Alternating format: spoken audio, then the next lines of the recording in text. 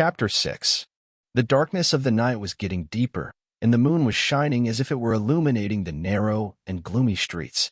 The moment I touched my metal-handled revolver in my drawer, I felt the cold in my entire palm. While I was trying to put my strong body into my thick and broadcloth uniform like a timid bird, my gaze fell again on the novel Crime and Punishment on the top of my bookshelf. Without much ado, I put my revolver on my waist and, in front of the stained oval mirror, smoothed my wavy hair parted in the middle and placed the wire-rimmed glasses on my nose. I squinted my burning amber eyes under my shapely eyebrows, gritted my teeth for a while, and walked out of the house quickly as the time approached midnight. As the steel cold of the night hit my face like a slap, I realized that my lips were dry and my lungs wanted that bitter smoke. I took out a cigarette from my plate, lit it with my Zippo lighter, and filled the smoke into my lungs with strong breaths. Despite the thick hat on my head, the breeze blowing through my hair strands was making my whole body shiver. When I arrived in front of the headquarters, the honeyfoam light reflecting from the wooden-framed windows had gone out and the shutters were tightly closed. The door of the headquarters was quickly opened, and my friends stepped towards me, putting their heads under their coats. "Have a good night, Pasha." Enver's curved lips under his mustache smiled with joy. "Good night, friends. How are you?" Saysavar looked at each of us one by one with her shining eyes. "We are very well, Pasha. If we catch this Ali Riza before he escapes, believe me, I will be much better." I took my last drag from the cigarette that had shrunk between my fingers, threw it into the snow, and crushed it with my boot. The bitter smell emanating from me disturbed even me. "Come on, friends, let's go without wasting time," we said, quickly disappearing to the end of the dim street that was getting narrower. As I approached Ali Riza's house with every step, my heart was pounding and sweat was pouring down from my forehead, despite the brutal cold outside. While the snow accumulated on the edge of the pavement and on the roofs of the houses with bay windows was melting, we continued to walk with all our determination. While Sesame was breathing heavily with her mouth under her nose, she checked the address written on the paper and, looking at the facade of the pale brown house with its shutters and curtains tightly closed, said, This is Ali Riza's house, my Pasha," he said. Dusty light leaked through the grills of the shutters and fell on the shiny stone pavement. After shaking my head at Sesame, I approached the door with cautious steps and punched the ornate wooden door with subtle punches. I heard the creaking coming from the stairs of the house and the footsteps approaching. My eyes, hands, and feet were shaking, and the sweat from my neck was flowing down to my waist. When the door opened slowly, I saw Servet's worried face in front of us. "Go, Pasha, go. They are coming soon." As soon as we moved away from the door, we quickly went inside and closed the door. "Are you the only one?" I said, checking other rooms in the house. While his eyes widened with excitement, he moistened his dry, cracked lips with his tongue. "Yes, Ralph Pasha, there is only me, but Ali Riza's arrival is near. You go up." While he was pointing at the stairs, I had already climbed the steps. The intense hookah smell mixed with the ink smell inside the house did not escape my attention. While I was excitedly opening the door of Ali Riza's room, I heard a misty voice behind me. "Ralph Pasha, we also want to witness this moment." I turned around and patted Enver on the shoulder. "Of course Ali Riza will not come alone. Wait in the other rooms so that we do not have any difficulties." He shook his head helplessly, his lips pursing under his mustache, and they went to the living room next to the large room, with a fountain pool in the middle. When I went to Ali Riza's dimly lit room, I was looking at his sullen pictures on the wall and laughing. I sat down at his desk and read the text that had just come out of his typewriter in my low voice. "The Ottoman Empire will be resurrected. The Ottoman Empire, which has recently been called the sick man, will regain its former power. It is obvious that we are trying to be divided by some powers, but our empire is only trying to recover. Our Sultan got tired trying to keep this tired state alive and wanted to be alone with himself. Please do not pay attention to the declarations published by the Party of Union and Progress, which wants to sow discord among us. We will hang the traitor commanders for whom death sentences were issued in Aksahir on the sacred rope of the gallows. Dear people of Aksahir, distinguished citizens of this country, may God help us. We want you to know that our Sultan did not abandon you. Our governor did not abandon you. They are always with you. The Ottoman Empire will wave its flag in a stronger form again. Decree of will." While reading the newspaper with the ink still fresh, I felt angry on the one hand and laughed out loud on the other. He still portrayed the cowardly sultan and governor as brave and dreamed that the Ottoman Empire would recover and find its former power. But now the state of the century was finished and in its death throes. As I crumpled up the paper and threw it into the space next to me, without thinking about my lungs, I brought another cigarette to my lips and lit it. While the ash was burning brightly with red flame, I randomly blew out the smoke coming out of my mouth. As the wooden floor shook under my feet, I heard the powerful engine growl of a jeep. The door of the room opened quickly, and I was faced with Servet's worried eyes. "Come." "They're coming, Pasha. May God help you." He put his red fez on his short-haired head and tried to straighten the collar of his snow-white shirt. My amber eyes were shining with the light leaking through the blinds in the dim room. "Okay, Servet. Go out. Don't draw too much attention." At that moment, the jeep of the Italian forces, whose engine was roaring, stopped in front of the door. I watched unobtrusively through the blinds and tulle curtains as Ali Riza got out of the jeep and entered the house with quick steps. At that moment, while I was sitting on the chair below me again, there was movement in the house. Ali Riza started to climb the steps, shouting with his loud voice. Now his voice sounded so close that my heart started beating like it was going to explode.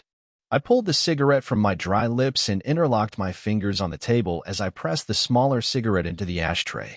The door of the room opened slowly, and he was still trying to whisper something to the person behind the door before entering. When he finished speaking and came in, dragging his bulky body, he couldn't notice me in the dim darkness. "Who smoked the cigarette?" He closed the door, and as I walked in, I swallowed and added, "I drank it." My voice was very calm and clear. Ali Riza became uneasy as he scanned me with his narrowed eyes. The door of the room was suddenly locked.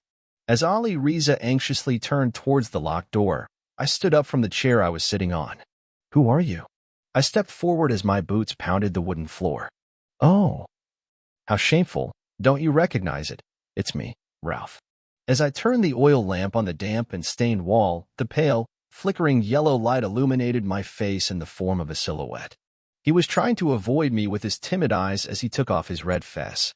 He stroked his thin beard on his chin while placing his embroidered cane next to him. "What are you doing in my room? Is it appropriate for you to run away like this? You thought you were going to make us hang on the rope." I smiled bitterly at his face. She smiled, her lips curling, showing her teeth yellowed from cigarettes. "I still haven't given up on my decision, Ralph Effendi. You will pay the price for the betrayal you have committed against this country. You and all the other Unionists, too." He rubbed his hands as his little eyes narrowed. "Come on, let me go. Don't act.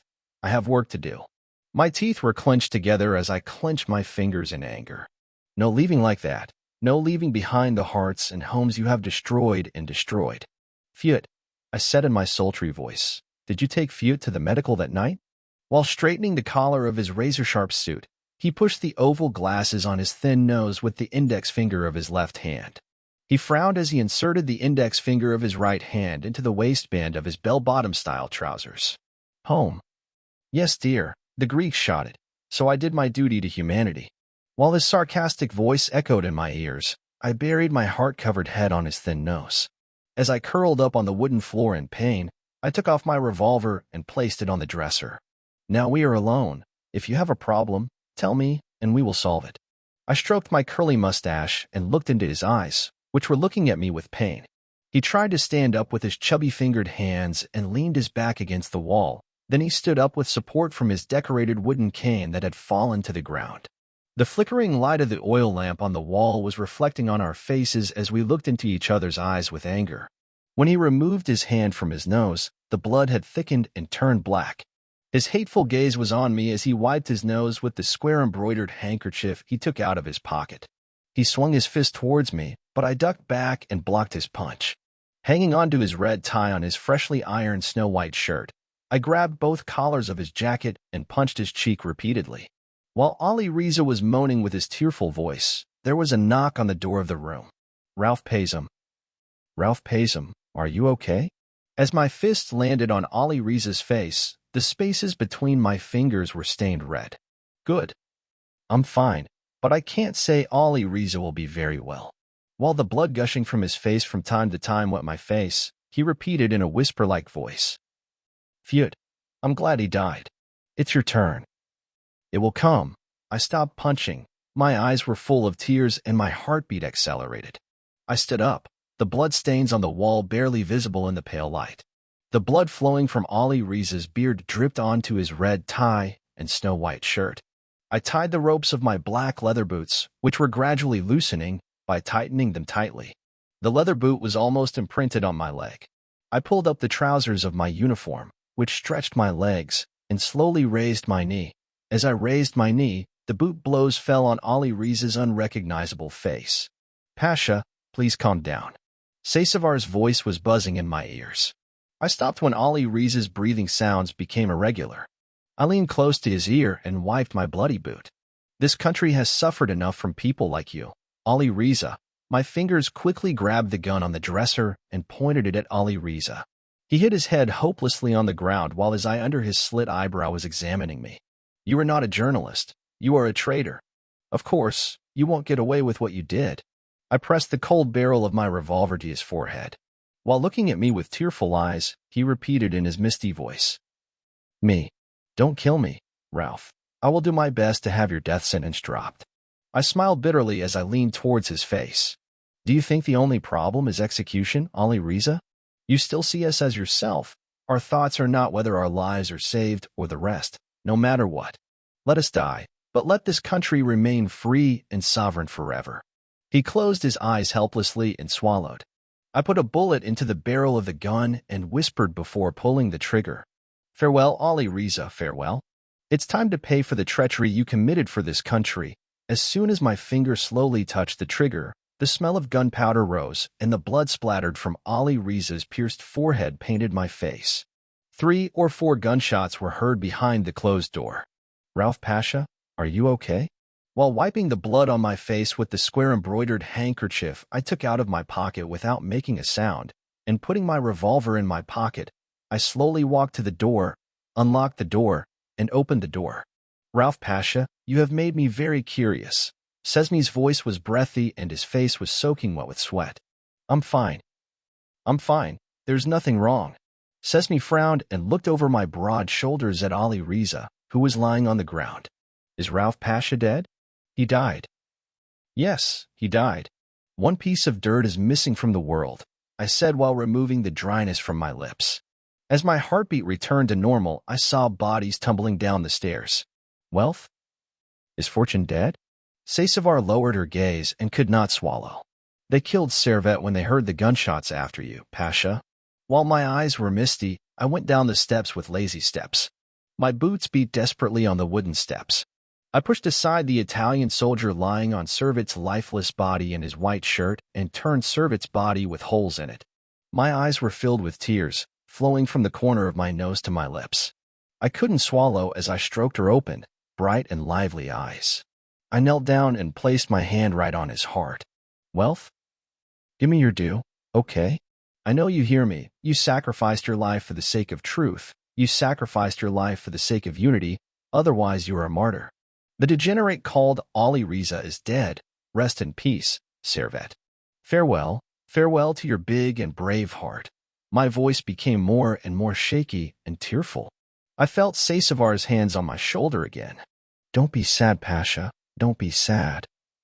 I sobbed inwardly as I wiped my tears back with the back of my hand. "We couldn't protect Servet. We couldn't keep our promise," I heard Sesme's deep voice. "You and Servet both did your best, Pasha. He sacrificed his sacred life for this cause, rest assured. Wealth is now in the presence of God." As I sat up on my knees, feeling at peace, I smiled at his chalk-white face. While I was pushing aside the bloody corpses of enemy soldiers with my leather boots, the smell of corpses mixed with the smell of gunpowder hit my nose. "This smell is the fate of Commander Ralph," I thought to myself. A proud smile appeared on my lips as I took out our red flag from the pocket of my broadcloth uniform. After kissing the flag that I had unfolded, I proudly covered it over his face and repeated it as his peaceful white face became more beautiful with the red flag. "Our country is grateful to you." We stood eye to eye with our friends for a while in the light of the pale and flickering gas lamp. Asterisk, asterisk, asterisk. I was engrossed in the book on my desk, and while my absent-minded eyes were going back and forth between the lines, I was inhaling the pleasant scent emanating from the straw yellow paper. I was excited that overread every line of this novel. The sun filtered through the blinds in a grid pattern and fell on the Fisco in dusty wisps. In deep silence, I heard a pair of boots coming up the steps and coming into the room. While I was taking deep breaths and scrolling through the small, black letters, there was an excited knock on my door. "You can come in," I said, taking the last drag from my orange-bottomed cigarette and blowing the smoke out. Seysevar continued talking, handing me the tray in his hand. "Ralph Pasha, I brought your coffee. Maybe it won't take away your tiredness from last night, but it will ease it." While I was drinking my steaming coffee from the porcelain cup, my eyes fell on the envelope on the tray. As I moved my blinking amber eyes over Seysevar, "Pasha, before I forget, there is a letter for you," he said. While taking a heavy sip of my coffee, I asked with curious eyes, "From whom?" As he put his red fez under his arm, he handed the envelope towards me and his lips curled cheerfully. "It would be better if you take care of it." I quickly placed the coffee cup in my hand on my table and grabbed the envelope. I read the inscription written on it in beautiful handwriting. "To Ralph." Seysevar put on her red fez and walked out of the room quickly and closed the door tightly. As my heart beat faster, I turned the back of the envelope. "Irva," that beautiful name came out of my lips in a whisper. While my fingers were shaking with excitement, I opened the envelope with my embroidered letter opener and dived between the lines with excitement. "Dear Ralph. Hello, I am Irva. I miss you so much. I feel the pain of my heart deeply when you are not with me. How hard it was to be without you. My bitter heart couldn't stand being without you. Spring has come, the sun is shining, there is neither snow nor ice left around here. Where am I? I'm far away from you, but I'm actually close to you. I'm in your heart, Ralph. I am writing this article to you from Thessaloniki. The trees are already blooming, the weather is starting to get warmer. I miss you so much, Ralph. I look forward to the day when I meet you. When the war is over, come to me too, okay? We will rent a house in Thessaloniki and continue our life here. Thessaloniki is also going through turbulent times, but like everything else, that's what's special about it. I hope you read the novel I gave you. I'm sure you'll love it, Ralph. When I see people like you who have not lost their conscience, I understand why I love your heart so much. Conscience actually beautifies love and makes loving special. I want to ask how your novel is going, because I know you will get an answer. Don't stop writing. I told you, you better not stop writing. Because I want to be with you while you write your best novels. I want to caress your hair and look at your brightly shining eyes. I'm sure Axie here is very beautiful. I know how much you love this city. Maybe you won't want to leave, but we'll talk about these after the war is over. My page is filling up. My ink is running out. I want to be with you. Hold your hand and look into your eyes. I couldn't say goodbye, but take care. I miss you so much. Irva. When I came to the end of the letter, my words were stuck in my throat and I couldn't swallow. While I wiped my tearful eyes with my square embroidered handkerchief, I smiled bitterly with the folds on my lips. Flood. Thessalonica. You are waiting for me in this distinguished city, the beauty of spring. I whispered, folded my letter and hugged the dry ink letter to my heart like an innocent child hugging its mother. After carefully putting it in the envelope, I adjusted my wire-rimmed glasses on my nose. I took heavy sips of my coffee, which was about to get cold and had been forgotten with Irva's letter on the side of my table. After putting the letter in the drawer, I stood up from the chair I was sitting on and took the flickering oil lamp on the wall and went down to the meeting room. While my boots were pounding the wooden steps, my friends waiting for me had quickly gathered up. I hung the oil lamp in my hand on the iron ledge at the entrance of the door. Hello, friends. I walked to the table, trying not to show the redness in my eyes. While adjusting the collar of his broadcloth uniform, Sesmi greeted me with his bright eyes. Hello, Ralph Pasha. Seysevar was looking at the papers in front of her as she invited me to my chair. Pasha. Sir Seysevar? My eyebrows were furrowed, my forehead was wrinkled, and my eyes were sparkling. The flickering light of the gas lamp illuminated the sweat accumulated on Seysevar's narrow forehead. As I slowly sat down on my chair, Seysevar stood up, pushing the wooden-legged chair under him. Ralph Pasha writes in the telegram from Mustafa Kemal, the seat remained vacant after the pro-government Governor Semel fled. Governor Semel Bey prevented the people from organizing by blocking the Kaveh Milli movements in Konya and around Aksahir. For this reason, Hokavebi was appointed as governor of Konya. I trust him for this cause. and I know that he will make the people of Konya active in the national struggle. It is written as new governor, Hajivabi, Rauf Pasha. While a smile of sadness mixed with joy came to my lips, my eyes fell on the flag on the wall. Finally, good news came. May God bless Mustafa Kemal and good luck to our governor in this difficult struggle. As I interlocked my fingers on the table and stretched my arms out on the snow-white cloth, the smell of incense burning on one side of the room wafted pleasantly into my nose. Do you think Hajivabi is good at this, Pasha? I was looking into Enver's eyes. Without a doubt, I heard Hajivabi's name in many assemblies and congresses chaired by Mustafa Kemal. I don't know anyone who can do it better than him. Saysavar examined me with suspicious eyes. Well, Rauf Pasha, this Hajivabi will not hinder us, right? While organizing his union and progress and supporting Kaveh Milli, I sighed deeply. He is never someone who would do this. He is not someone who would leave his homeland and nation in the hands of a few plunderers. While swallowing, I looked into his eyes one by one and said, and this person is a politician who walked with Mustafa Kemal and whose heart was aflame with the love of revolution. While I was crossing my arms on the table, I came face to face with Saysavar. The phone on the small desk at the edge of the table rang with great insistence. As I stood up from the chair I was sitting on, I straightened my curled uniform and fixed my determined eyes on the phone. I sighed in distress as I lifted the phone receiver with my squinted eyes. Hello. I heard a scratching sound that hurt my ears. A voice that was gradually getting better came through the crackling. Hello, Mr. Rauf. Hello. I am Mustafa Kemal. My lips were dry and my heart was pounding. Hello, Mustafa Kemal Pasha. How are you, sir? I heard loud crackling from the phone. I'm fine, Mr. Rauf. I hope you're fine, too. I heard that you killed Ali Riza, the owner of Hukmu newspaper, before the line was closed. Yes, sir. When we learned that he was going to escape to Istanbul with his recent actions, we did what he deserved. I congratulate you. You saved Aksahir, perhaps the country, from a traitor, but the war continues with all its pain. Khan, the voice was gone. We appointed the new governor Hajivabi Bey to Konya, and now you will start a public resistance together with Kaveh Milli. There is no longer a governor who blocks your path, but a governor who will give you the way and lead the nation to a glorious victory. A proud smile formed on my lips as I gripped the phone receiver tightly. Thank you very much, Pasha. May God bless you. He cleared his throat and continued his words with his authoritative voice. Good luck. Let's bring spring to the country as spring comes. I hung up the phone while shaking my head with excitement. Everyone was looking at me with curious eyes. Who is that Pasha? Mustafa Kemal Pasha. All of their faces turned pale and they were speechless with excitement. He said, It's a good thing you killed Ali Riza before he escaped, and talked a little about the new governor. I was secretly happy when I looked at the patterned embroidery on the lace curtain covering the wooden-framed windows. What will happen next, Pasha? While my chair was being set up again, I slammed my fingers into fists on the table. We will continue our struggle. We will make a struggle in which the people are effective dominant.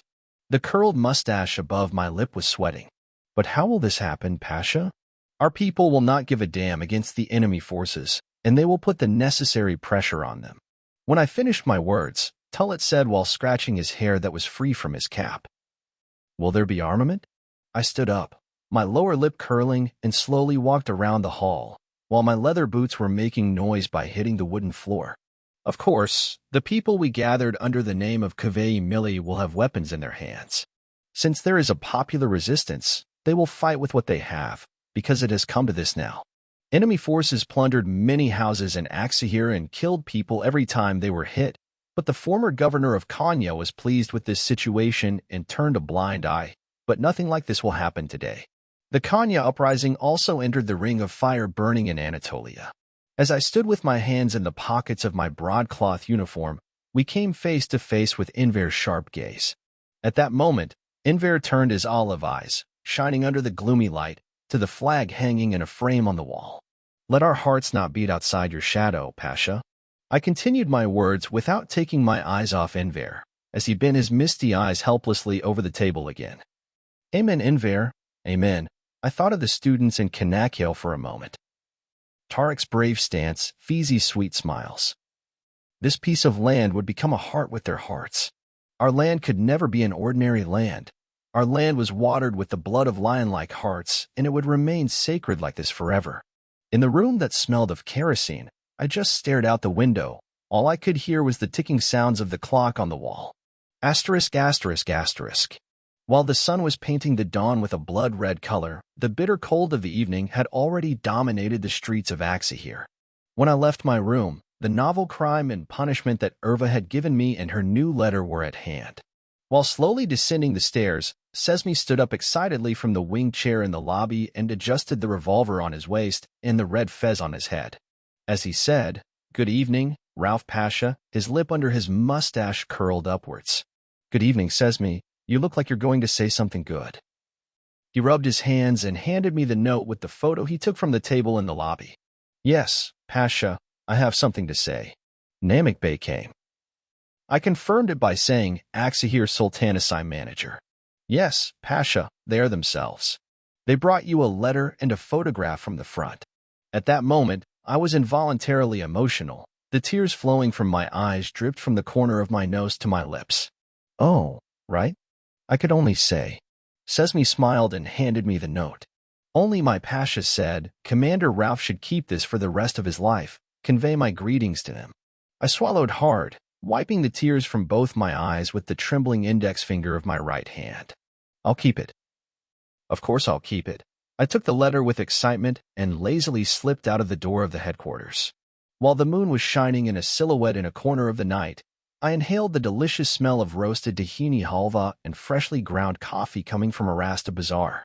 Still, I felt like I couldn't enjoy myself while looking at the minaret of a Plixie mosque. I could never understand whether it was war or love. "Maybe you were the one who made this city beautiful." I walked towards my house, crushing the snow accumulated on the stone pavements. The mosque courtyards were empty, the narrow and gloomy streets were left alone.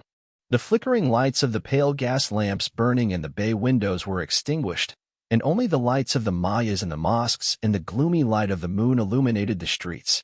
While the moon, appearing as a silhouette in the sky, fell curtain by curtain among the bay-windowed Aksahir houses, the engine sound of the enemy soldiers' jeeps was making the city stand up from time to time. As I approached my house with slow and steady steps, the painful screams of cats fighting under the walls occasionally mixed with the laughter of children coming from houses with open windows. When I opened the door of my red-painted house with brown shutters and threw myself into a dimly lit stairwell, I remembered that I was tired. I took off my coat and my cap and left my leather boots, which had gotten wet in the snow, to dry. With my tired and swollen eyes, I climbed the wooden steps and turned on the oil lamp on the wall, the pale orange light filtering through the tulle curtains and reflecting on the street curtain by curtain. After leaving the kerosene lamp on the table, I slowly placed the thick novel and the letter, which made my palms sweaty, to one side of the table. While my cushioned chair was being set up, my black eyes watched the ceiling silently for a while.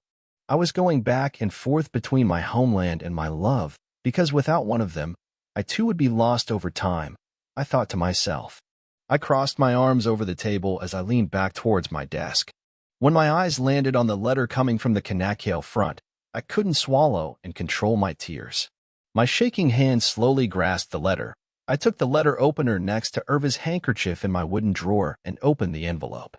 The smell of wet ink mixed with the smell of straw yellow paper and licked my nose. I desperately took the photo above, and while my heart was pounding, I came across 3 faces smiling at the camera. My heart ached when I saw them in their pale military uniforms, not as students but as soldiers. They hugged each other tightly and smiled at the shutter with all the sincere smiles on their faces. Tariq, Fizi, and Arif. While their young and lively bodies were laughing in their uniforms, it was as if they had never been offended by being soldiers. They even added color to the pale, black and white photograph. While Tariq and Fizi were laughing among themselves, Arif was accompanying them from afar. I caressed the smiling faces in the photo with tearful eyes. Sighing in distress, I took the letter in the envelope while leaving the photo aside on the table. I opened the carefully folded paper and started reading, unable to hold back my tears. Dear Commander Rauf, I am Tariq, one of the students of Aksahir Sultanasai. We are no longer a student holding a pen, but a mimitsik holding a rifle. Being aware of this, and even remembering that we were able to shed our blood for this country makes us proud. Yes, we are cold, sometimes we go to bed hungry, But this country is so beautiful that it is all worth it. You were right again. Our commanders are not like our teachers. They are harder, more brutal. We got used to it, but we could hardly get used to it. The enemy is strong, but our heart is stronger than the enemy. We have worked very hard to be here and to write this letter to you, and we want you to take a good look at the photo inside. You can rest easy by looking at this photo. We will not be able to return. We know this very well. We will never return without sacrificing our lives and blood for this country. Axahir. How beautiful Axahir is now, isn't it, Commander Ralph? While the white quilt is lifted from Axahir, the green image has already arrived in Axahir. Kanakale is also very beautiful Pazum. The blue sea merges with the chaos of green mountains. As children of the steppe, we admired these places. Huh? We're fine. Don't worry about us. Fizi and Arif send their greetings to you. We couldn't see our other friends. They dispersed us. We missed them very much.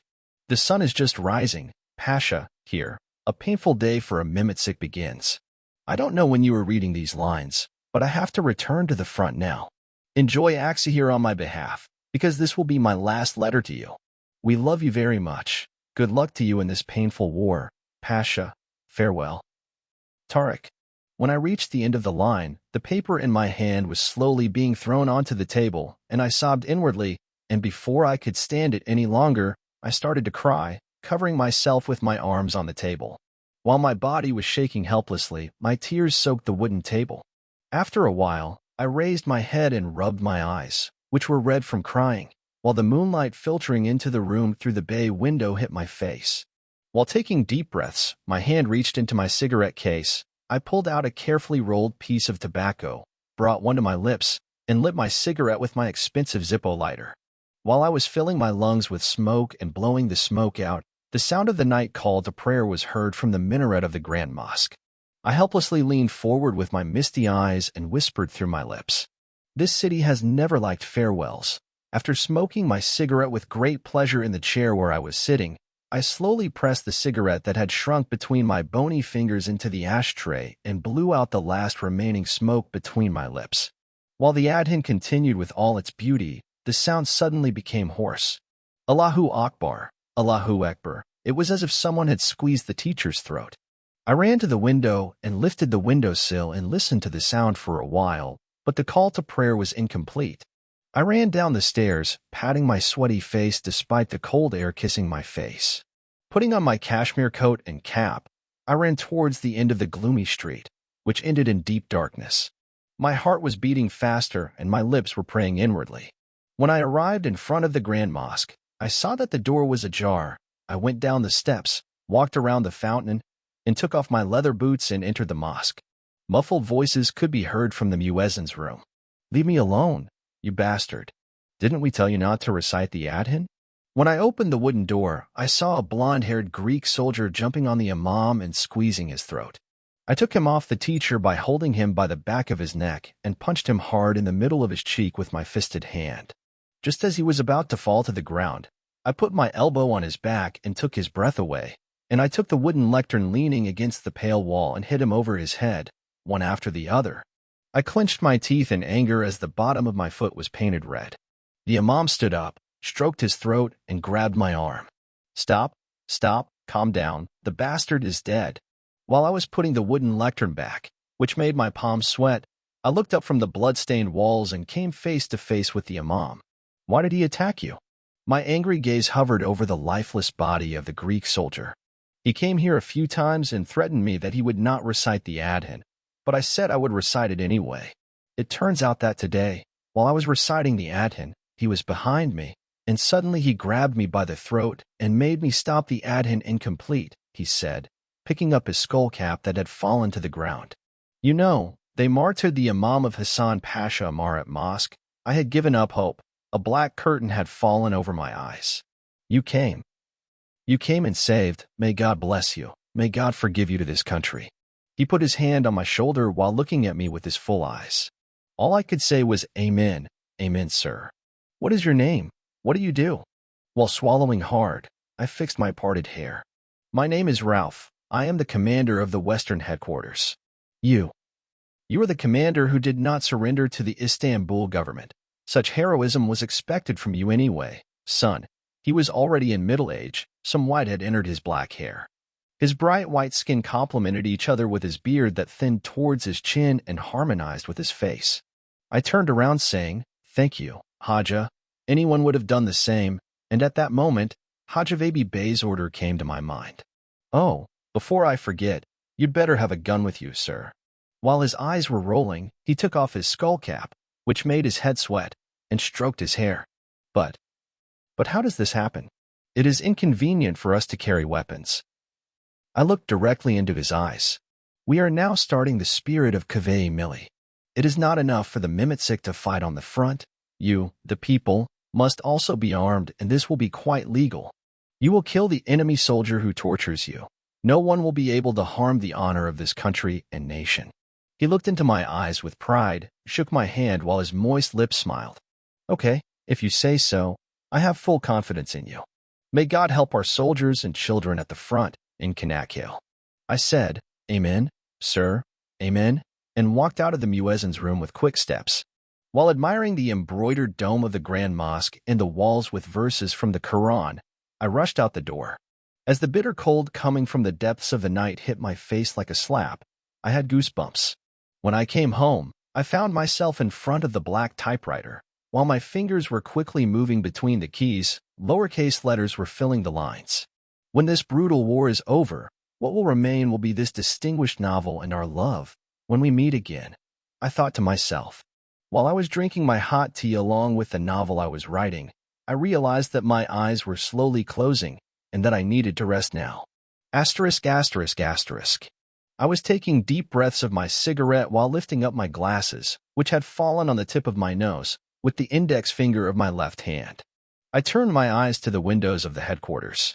While the building stood before me in all its glory, the light reflected from the windows occasionally fell on the stone floor in front of the headquarters. I turned to Saysavar, who was taking her last breath from her ever-shrinking cigarette. "Did you talk again?" After taking his cigarette between his fingers, Saysavar looked into my eyes with his half-timid, half-curious gaze. "With whom, my Pasha?" "With Maypair," I said, smiling. "We talked?" "Yes, we talked, Pasha." His lips, which resembled a straight line, suddenly curled with excitement. "What do you think? Is the decision positive?" His cheeks were flushed as he threw his cigarette on the ground and crushed it with his leather boots. "Positive, Pasha, positive. Thank you for everything." I patted his shoulder while looking into his eyes with a sincere smile. "What do you mean? Maybe love meant dreaming the impossible for you." While Saysavar was adjusting his red fez on his head, we entered the door of the headquarters. I heard the crackling sound of the stove burning in the lobby, and the sour smell of the orange peels on it caught my nose.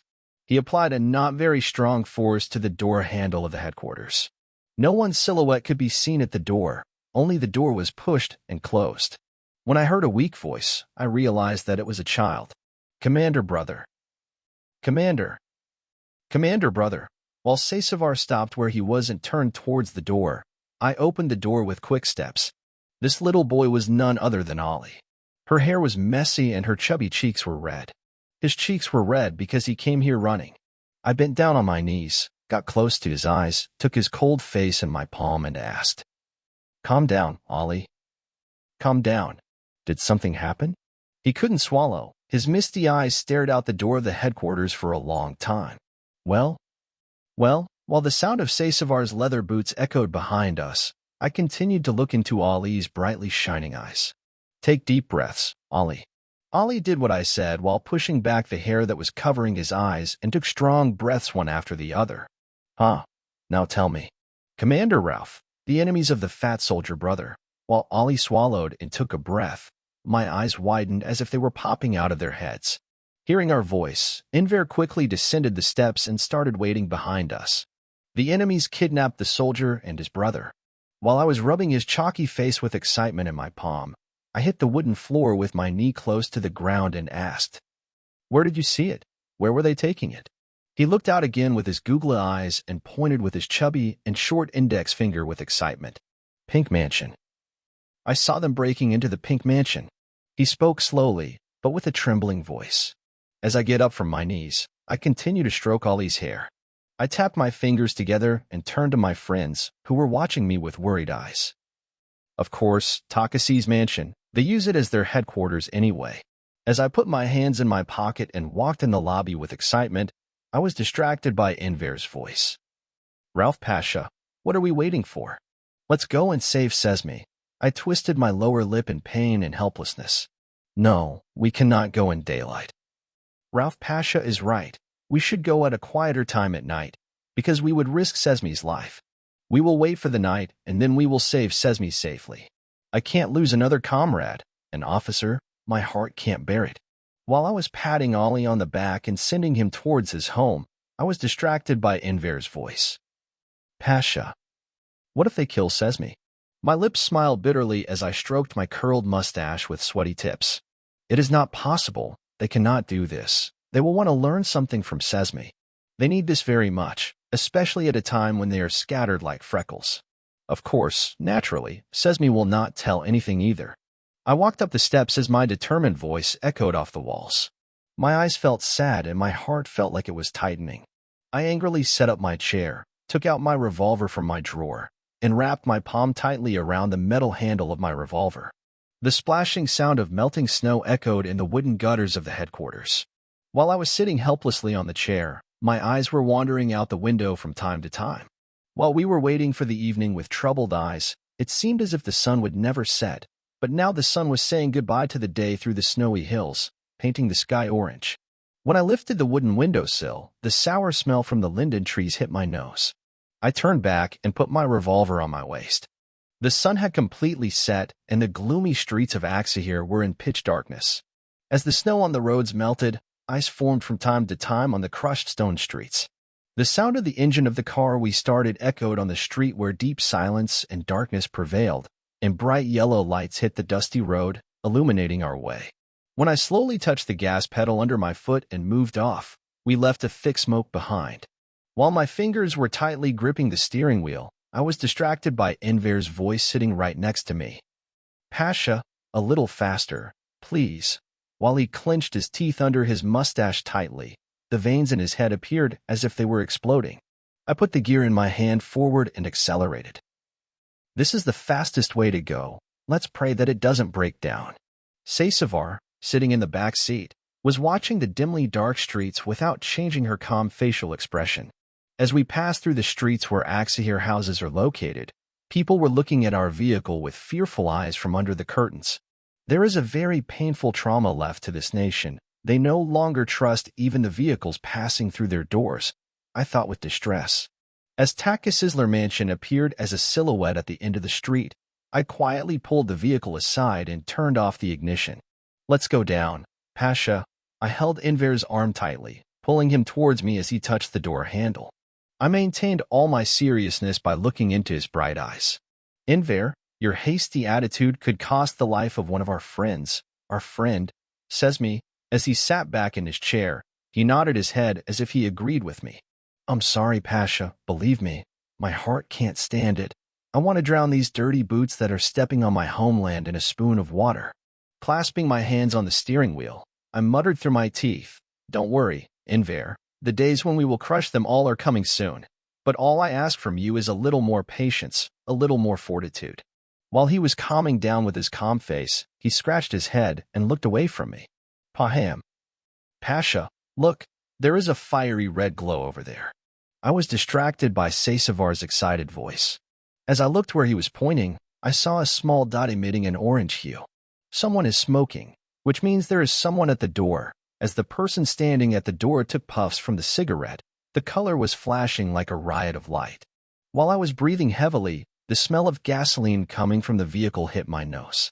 We watched that red dot for a while. The red dot was crushed under a boot as it was thrown to the ground. Smoking. Come on, guys, let's go. We can't waste any more time. Please be careful. We don't know what will happen, how many people there will be. My calm gaze wandered among my friends. Enver was shaking his head while watching the mansion with his eyebrows furrowed. I heard Seysavar's calm voice from behind. It is understood, Pasha. Let's not be separated from each other. I slowly opened the car door and threw myself on the edge of the snow-covered sidewalk. My friends followed me, one by one. My hand quickly reached for the revolver on my waist. When I took the gun out of my waist and put it in my palm, My heartbeat accelerated and the sweat flowing from my forehead wet my neck. When we approached the door of the mansion, we saw that there were 2 Greek soldiers at the door. They were talking, muttering among themselves with their wooden-handled rifles slung over their shoulders. As I held my breath and leaned my back against the facade of a house with a bay window, I heard a bitter wail rising from inside. The noise was so loud that it made even the wooden-framed windows of the mansion vibrate, and it was heard painfully in my ears. "Sesame," I whispered, clenching my teeth tightly. "This is Sesme's voice. I hope what I predicted doesn't happen, Rauf Pasha." While the gun I was holding in my palm made my palm sweat, my bright amber eyes were squinted. "Come on, Pasha, let's go." After putting a bullet into the barrel of the gun, I quickly walked towards the mansion. 2 Greek soldiers saw us coming, put their rifles on their shoulders, and said in a strong voice, Don't come any closer," they shouted. Enver and I pointed our guns at the same time and fired. With the gunshot echoing among the bay-windowed houses, 2 Greek soldiers fell into the snow pile. While curious eyes were watching us from some windows of the mansion, the flickering lights of gas lamps were shining in some houses. While there was movement in the mansion, the wooden decorated door of the mansion slowly opened. While Enver, who was waiting at the top of the stairs, was trying to signal me by frowning, I pointed my gun at the ajar door. Enver quickly jumped down and quickly pulled me aside by my arm. Pasha, please come aside." While we were looking at each other out of breath, Enver and I came face to face. "Why did you do such a thing, Enver?" "Pasha, this is Salt." Sesme's deep voice drowned out Enver's voice. "I'm here, Pasha. I'm here." When I pushed Enver and came out from behind the wall, Sesme was running towards us with his wounded face. As I opened my arms with tearful eyes, guns were fired one after another from behind the embroidered wooden door. The guns that exploded at the door stabbed Sesme's back one by one. While the blood flowing from the corner of Sesme's lips and gushing from his back painted the snow red, he stopped where he was, losing his strength. As he fell to his knees, he was breathing hard with the blood gushing out. His eyes grew wide as if smoke was coming out of his mouth. "Goodbye. Farewell, Rauf Pasha," he said and fell face down on the ground. After shooting the soldier behind the door with the gun in my hand, Seysavar pulled me towards him from where I froze. "Rauf Pasha, please come to your senses, they were going to shoot you too." While Seysavar's chatter was echoing in my ears, I was remembering the scene of Sesme shooting with my absent-minded eyes. Enver and Seysavar were out of breath as they held me by my arms and took me towards the vehicle. While Enver sat at the steering wheel, Seysavar sat in the back seat with me. Enver accelerated the vehicle. We quickly left where we were. "They killed Sesme. They will pay a heavy price for this, very heavy." While watching me carefully through the rearview mirror of the vehicle, Enver continued his words. "This was a trap, Rauf Pasha. They kept Sesme ready because they knew we would do such a thing." His voice trembled and his eyes filled with tears as he spoke. While he angrily touched the gas pedal under his foot, he accelerated the vehicle by shifting the gear under his hand forward. While my eyebrows were furrowed, my angry eyes were wandering the streets of Aksahir, visible as a silhouette from the vehicle window. Asterisk. As always, the sun rose among the snowy mountains and began to melt the heavy snow masses accumulated on the sidewalks. We started a day without Sesme. My eyes were swollen from crying all night thinking about my friend. While my heart was beating fast, I glanced at the Kavei Mili soldiers sitting at the head of the table. "Hello, friends. You know we have no time to waste anymore. While the enemy is dispersed, we need to finish them off now." They cheered themselves up by martyring one of our comrades, Sesme, last night. But this happiness will be short-lived, no pity. By the order of Governor Haj Avabi Bey, we are starting the Kanya uprising by making Kavei Mili dominant. The tall, dark-skinned young man sitting at the edge of the table adjusted the rifle hanging on his shoulder, frowned, and continued his speech. "Well, my Pasha, the Istanbul government brought the new power to power. What will happen if we encounter the same difficulty again?" I lowered my gaze to the ground as I crossed my arms in front of me. "We will not think about these anymore. Kavei Mili, the Independent People's Army, has authority as much as the Ottoman army. Our only goal is to not let the enemy know." The tall young man listened to what I said attentively and interlocked his fingers on the table. "It is understood, Rauf Pasha. Tonight we are taking the Takasi's mansion from them. Enver took his hands out of the pockets of his broadcloth uniform while adjusting his red fez on his head. That's right. We took the Western headquarters. Now it's time to take the Takasi's mansion and finish it off thoroughly. I clenched my fingers into a fist, and when I clenched my teeth together, I felt the bitter taste of blood on my lips. While my eyes were burning with the fire of revenge, I muttered, "Let the roses not bloom on the path of migration. Let our hearts not beat outside their shadow. May God help us, lions." Their determined eyes looked into my narrowed eyes as they pushed the chairs under them and stood up where they were sitting. Amen, Pasha. I stood there staring after the young people as they quickly left the headquarters. As the warmth of the burning stove in the lobby licked my face, my eyes involuntarily filled with tears. Losing Sesame after Silüet had left an unhealable wound in my heart. While I was tucking my index finger and thumb into the belt, I wiped my tears with the square embroidered handkerchief I took out of my pocket, and at that moment, Sesavar's weak voice came to my ear. "The other day, Sesame was waiting to give you a letter." "What letter was it, Pasha?" "Unless it's special." While her tearful eyes were wandering over me, she moistened her lips with her tongue. "He brought Namek Bey's letter. The students wrote letters and sent photographs from the front, so he waited for me." My words were stuck in my throat, and I couldn't swallow.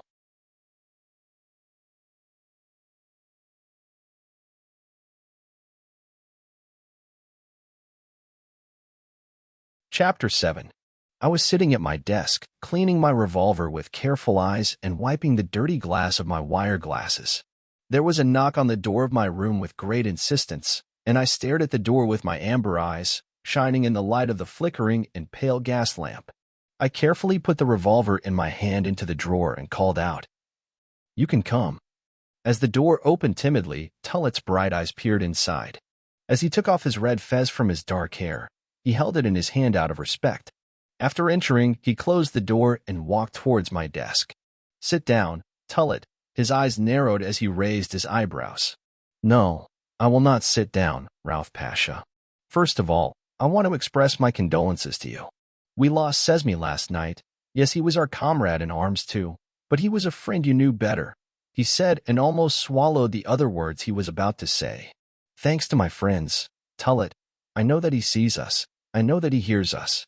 He sacrificed his life for this country. If he sees us standing, he will be ashamed. He will not be able to sleep comfortably," I said, while looking at the flag hanging on the wall of my room. "What do you really want to say, Tullet?" I broke the deep silence in the room by saying, "Rauf Pasha, if you have your permission, I would like to join the uprising in the Takasi's mansion. I waited here last night, but my heart could not bear it. While I was tying my fingers on the long table, I was looking out the window. The minaret of a Plixie mosque reached out as if it was piercing the sky, and the gas lamps burning on the balcony of the minaret shed light on the gloomy night. I sighed and added, "You can come. You can come, but tell the guards below to be careful." When I finished my words, his straight lips curled slightly and his eyes sparkled. "Understood, Pasha," he said, putting on his red fez and leaving my room with quick steps. While the pale face of the moon vaguely illuminated my room, the evening call to prayer was heard from a Plixie mosque. As I stood up from my seat and walked outside, I smiled, imagining the reaction of the Greek soldiers when they saw us. My heartbeat accelerated again as I walked down the wooden steps. Before I put my cap on my head, I smoothed my wavy hair that was parted in the middle and pushed my wireframe glasses onto my nose, stroking my curled, sweaty mustache. When Enver saw me coming, he stood up excitedly from the wing chair he was sitting on, nodded, and greeted me. The worried, intense expression on his face was evident. Without paying much attention, I passed him and crept out of the headquarters. As the gentle breeze caressed my skin, I suddenly felt shivering. When we arrived at the Takasi's mansion, the conveying Millie volunteers were hiding in the dim darkness with the rifles slung over their shoulders. Sesame's pale blood lay where he fell. I looked there for a long time while smiling bitterly. The wind blowing from time to time carried the scent of the linden trees to my nose, and my distracted eyes were distracted by Sesavar's voice. "Pasha, volunteers are ready. Shall we do what is necessary now?" I stroked my mustache and squinted my eyes, which were getting deeper and deeper. "We can't wait any longer. Let's go in." Sesavar ran to the crowd waiting in the dark and gave an order. After a loud crack, several torches lit up, obscuring the darkness of the night. "Oh God," While the shout of a brave young man echoed among the houses of Aksahir, armed men suddenly filled the space in front of the mansion. As the door of the mansion opened, the soldiers coming out were instantly hit by rifle bullets and fell to the ground. I took out my gun from my waist and started shooting. While everything was turning into a bloodbath, the endless darkness of the night was illuminated by the fire of the bullets coming out of the guns and the flames of the torches. While the Kaveh Milli volunteers were proceeding to clear the mansion of Greeks, I entered the house with anxious steps. While the ground was filled with the bloody corpses of Greek soldiers, a strong smell of blood licked my nose. The moonlight filtering through the windows, whose shutters were wide open, was pouring into the rooms in dusty wads. I was sticking my head into every room and looking around. I felt a force on my leg. It was holding my ankle and pulling me towards itself. I pointed my revolver at him and looked at him with angry eyes. "You will die. These places will remain ours." When I opened a solid hole in the head of the soldier who spoke sloppy Turkish, he hung his tongue out and turned his head to the right. As I was taking determined steps, I heard gunshots being fired repeatedly upstairs. My eyes caught the Italian soldier hiding under the stairs, who was going to shoot the first person who came up with the rifle in his hand. "Rauf Pasha, be careful." As he stepped aside at the sound of Enver's voice, the bullets from Enver's gun killed the soldier. Now only the sound of the wooden floor being beaten by boots could be heard, and my face was contorted as I tried to disperse the smell of blood mixed with the smell of gunpowder with my hand. While trying to put the revolver in my hand with nervous eyes, I climbed the wooden steps to the second floor of the mansion. Kaveh Milli soldiers were walking among the lifeless bodies. Their lips were smiling as they looked at the corpses scattered on the ground. "You got this place. We have solved it. Pasha, there is not even one of them alive. We took revenge on our commander Sesmi," said the fat man, out of breath with his lips between his cheeks. I smiled bitterly as my lips curled. "Sesmi's real revenge will happen after the homeland is liberated. This was just a show," I muttered, and they looked at the ground in embarrassment with the rifles they hung on their shoulders. "Simul, the brave-hearted commander of Kaveh Milli, said in a determined voice from under his mustache that had turned yellow from nicotine, "Today we kicked him out of this mansion. Tomorrow we will kick him out of this country, God willing, my Pasha," he said. I looked at his face with proud eyes while patting his shoulder under his pale shirt. Their faces were visible as silhouettes from the oil lamp on the wall. After seeing the corpses above, I quickly went downstairs again. As the wind blowing through the open door filled my nose with the strong smell of blood, corpses, and gunpowder, I had difficulty preventing myself from vomiting. While looking at the pale pink facade of the mansion, I pulled the orange-bottomed cigarette from the cigarette case I took out of my pocket, brought it to my lips, lit the cigarette, and filled the smoke into my lungs with great pleasure. As my eyes dived deeper into the night, I felt strong pains in my legs. This happened when I was very tired, but I didn't mind. I was distracted by Tullet's voice. As I turned back with curious eyes, Tullet was coming towards me, placing his gun on his waist. "Pasha, there is nothing wrong with you, right?" No, I'm fine. Do you have anything?" Then, after Tullet, Enver and Saysavar were coming towards us with clumsy steps. Tullet spoke without taking his shining eyes off me. "We are fine, Pasha. There is nothing wrong with the other friends." While smiling bitterly, Saysavar and Enver also came. "We took it, Pasha, and we destroyed these castles." There was a meaningful smile of victory on his lips as he stroked his curled mustache, the tips of which were sweaty. "They will struggle, and eventually disappear." Saysavar spoke while adjusting his furry cap on his head. "No one can hit my homeland with his dirty boots, that's all." As I took the cigarette between my fingers from between my dry lips, I looked into the deepening night and closed my eyes. The love in my soul had already overcome the beauty of this city. I thought to myself, while imagining Erva's eyes looking at me. When I remembered that I was alone, an unbearable pain came to my heart again. ****. The Supreme State will not surrender to the Committee of Union and Progress. The Committee of Union and Progress tried to disrupt the unity and order of our country by carrying out the Konya uprising. They shed blood in Aksahir by brutally murdering our newspaper's valuable founder Ali Reza Effendi, Commander Nikolaus, Commander Yusuf, and many civilians with him. This order will not continue like this. The Supreme State will not be under your captivity. The Union and Progress Rebellion, which defines itself as libertarian and revolutionary, made a distinction by going against the words of our government and starting riots in many places. We will do whatever we can to keep the supreme state alive under the rules of our Sultan. The so-called Nationalist Committee of Union and Progress, which attacked our newspaper's building and our army's headquarters, will also receive the necessary punishment. Long live our Sultan, long live the supreme state. Judgment of Will, Istanbul, February 1915. My lips were curled with joy as I read the newspaper in my hand. While I was pushing my glasses, which had fallen on the tip of my nose, back into place with my index finger, Saysavar and I came face to face. "Why are you laughing, Rauf Pasha?" While asking this question, Saysavar unintentionally smiled. When their cowardly sultans and governors fled, they were left alone, and when the people revolted, they tried to play their last trump card. But it is very difficult now. This nation knows very well what is what. While looking at the newspaper out of the corner of her eye, Saysavar whispered, "I think Hukmu Arade newspaper wrote this article from Istanbul, Pasha." Yes, they wrote from Istanbul, because they could no longer find the support they wanted in Anatolia. A sweet smile of pride spread across my lips as I leaned back in the chair I was sitting on. While I was sitting with Saysavar, the door of my room opened. The person who stuck his head through the door was none other than Enver.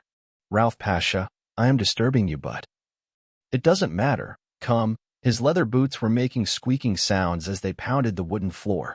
He clasped his hands in front of him and did not take his eyes off me. "Mustafa Kemal Pasha is on the phone, waiting for you, Rauf Pasha." As my heartbeat accelerated, I jumped up from the chair I was sitting on and threw myself into the room where the phone was located. The phone's receiver had fallen on top of the scattered maps, just waiting for me. With excitement, I took the phone receiver and spoke with a trembling voice. "Hello. Hello, Mr. Mustafa Kemal. Hello, Mr. Rauf. I wish you a good day." "Good day, sir. How are you?" My eyes, panicking, kept going back and forth to the map. I'm fine. How are you?" His voice sounded messier than ever, but just as strong. While he was saying, "We are fine, Pasha, we heard your voice, we got better," the sounds of gunshots and cannons exploding one after the other could be heard behind Mustafa Kemal. "I want to congratulate you. You fought truly bravely on the path of union and progress. I heard that our two friends Silüet and Sesmi drank the sherbet of martyrdom. Is this true?" I couldn't swallow while licking my dry lips. "Home." "Yes, it is true, Mustafa Kemal Pasha." He covered the phone receiver with his hand and sighed in distress. "Thanks to the homeland." While his deep voice echoed in my ears, I added in my calm voice, "Thanks to the homeland." I gripped the phone's receiver tightly while lowering my gaze helplessly. The enemy has begun to withdraw not only from Aksahir, but also from the Dardanelles and the fronts. The Sultan's escape ruined all his plans, and a tough and brutal war is going on here. The soil smells of blood, the air smells of gunpowder, the sea loses its original blue and turns red. Ereburnu and Konkbayeri are becoming ours one by one. Martyrs lie here wherever we step. The gloomy clouds have dispersed, Mr. Rauf. A land whose soil smells of blood is now preparing to become this nation's again. His voice trembled as he explained, and he couldn't swallow for a while. While Mustafa Kemal was explaining, my eyes filled with tears and I gripped the phone receiver tighter. "May God help us, my Pasha. May victory be ours." I got goosebumps as I imagined his steel blue eyes frowning under his blonde eyebrows. As the phone hung up with strange crackles, my fingers loosened from the handset and I slowly put the phone back down. When I turned back with calm eyes, all my friends were watching me with curious eyes. I swallowed hard as I scratched my head nervously with my hand. "What does Mustafa Kemal Pasha say, Rauf Pasha?" "The Battle of Gallipoli has escalated, but the enemy has now started to retreat." He said, "There were hundreds of thousands of martyrs and countless wounded. This place smells of blood. Mimitsik lies where we step. This time he is commanding the Kanakhel front. His job is difficult. May God help him." Enver's, Saysavar's, and Tullet's faces fell. As they lowered their gazes helplessly, they repeated in unison, "Amen, Rauf Pasha." I passed through them and quickly returned to my room. My tears were involuntarily flowing from my eyes and dripping from the tip of my nose. I pulled a piece of paper from the dusty Fisco next to the table and picked up my pen, which I had just dipped in its inkwell. Maybe I was late to reply to Erva, but I just found time in this war. Dear Irva, I am writing this letter without knowing that you will not be able to reach you. I read the letter you wrote to me with great pleasure. I learned that you were in Thessaloniki. You are a little far away, but you are always very close to me. Your breath is as close to me as the sound of my heartbeat. I was so worried that I wouldn't receive a letter from you. I neither enjoyed the food I ate nor the drink I drank. Do you know that the war is calming down and the despicable enemies are retreating? It turns out that this city is more beautiful when it is free. Now, when I hold your hand, look into your eyes, caress your hair, kiss your moist lips, I will enjoy this city. I started to feel the sweet scent coming from the linden trees. I left politics behind. After I emerge from this tired war as a heroic commander, what I will focus on will be your eyes and my novels. I will be interested in art from now on, Irva. Politics was a deep well whose end and end were unknown.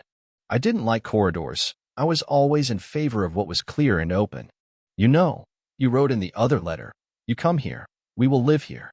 Yes, I will come. I will end this bitter war and bring Aksahir and our country back to their free days. I will come to you without caring about anything. I never knew whether I loved you or whether I loved you, but I was sure that I was madly in love with you. It's almost time. Most of it is gone. A few are left. Irva, I look forward to the day when we meet you and never part again. Maybe you don't know, but you have been very good for my soul. I loved you in despair, in pain, in despair, in sadness, and in this war. Maybe love was beautiful, but it was as difficult as it was beautiful. Irva. Ralph. The pen was coming and going so fast in my hand that I wanted to write letters full of pages to Irva, but I only had enough time for this much. With tearful eyes, I folded my letter and put it in my pocket. When I opened the door to my room, I felt a pain in my heart when I saw Fuet's desk and Sesme's room empty. As I was walking downstairs with lazy steps, Sesavar, who was warming her hands by the stove in the lobby, heard my footsteps and looked at me with her worried eyes.